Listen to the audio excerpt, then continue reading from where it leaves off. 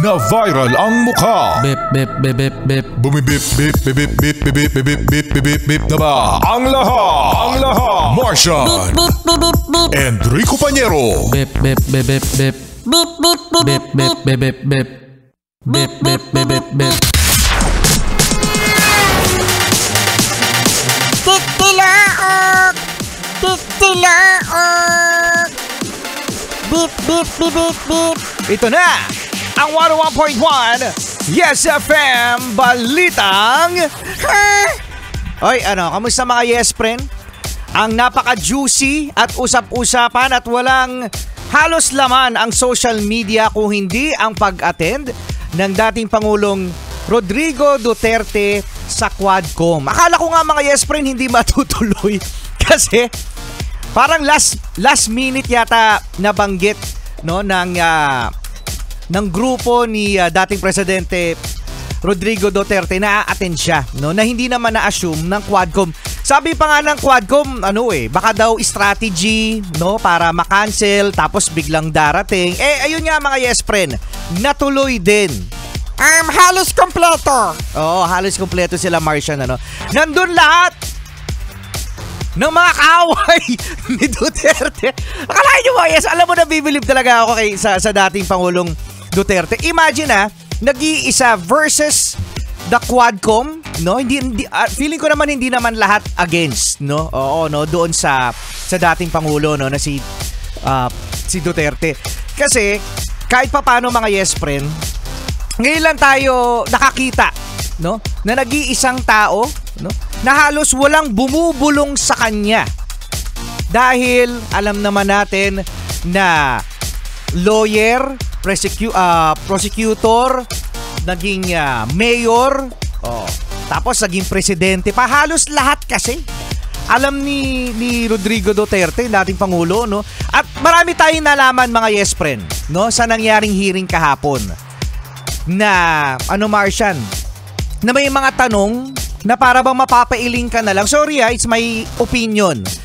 Walang kinalaman ang Yes FM sa mga sasabihin ni Rico Pañero kasi si Rico Pañero po ay bias.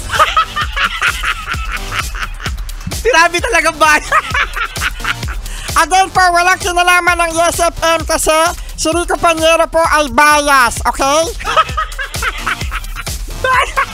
Binayas Na-amaze lang kasi ako. Pagpasensyahan nyo ng mga Yes Friend kasi nag-iisa kasi si Duterte laban sa dami. Imagine para may thesis pagkatapos may group thesis, isa lang yung nag-explain. At na-explain naman mga Yes Friend yung kahit paikot-ikutin. Aminin nyo mga Yes Friend, kahit paikot-ikutin ang mga tanong, halos dinadaan na lang din sa biro. Pero mga Yes Friend, may tumbok na alam natin na oo nga, ganun yung para bang sinasabi na lang ni dating Pangulong Rodrigo Duterte na sige na nga, sabihin ko na nga kasi yan naman ang gusto nyong marinig. Para I feel sa mga ganyang mga hearing mga Yes Friend, parang guilty ka na agad, Sorry to say, parang guilty ka na agad kasi kung ano yung mga naiisip ng mga nagtatanong, meron silang gustong sagot.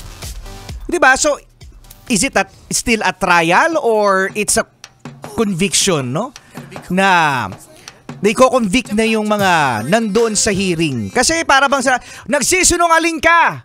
'Di ba? Meron na silang iniisip So I think it's not already an investigation, Sinasabing, guilty ka na. Sorry. Ganun kasi 'di ba mga Yes Friend, para nagiging debate din na again, yung mga nagtatanong, gusto nila kung ano yung nasa isip nila, ayun yung sagot.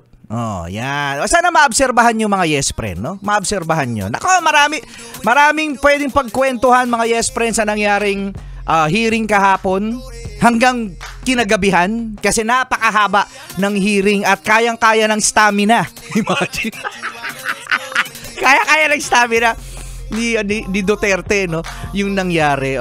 Parang ako natatakot din ako parang gustong bigyan ng tubig, Kasi napapailing dahil sa yung mga tanong na para ba, ano ba yan? Sorry na, yan lang din yung opinion ko. Again, mga Yes Friend, walang kinalaman ang Yes FM sa pinagsasabi ni Rico Pañero kasi siya ay bias. Ulit-ulit ka naman. At yan ang ating Yes FM Balitang Bias ni Rico Panyero. Black rim, black shirt.